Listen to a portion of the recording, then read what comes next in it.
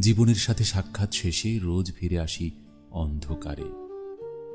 শরীরের সাথে যুদ্ধের আপোষ মেনে না, বেঁচে থাকতে হয়। একমাত্র আক্ষেপ তোমাকে পাওয়া হলো না।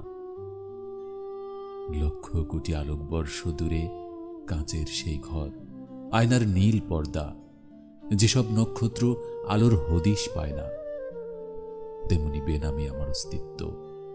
শূন্যের মাঝে নিকৃষ্টতম অবহেলা। তোমাকে পাওয়ার চেষ্টায় পাওয়া হলো শরীরের স্বাদ।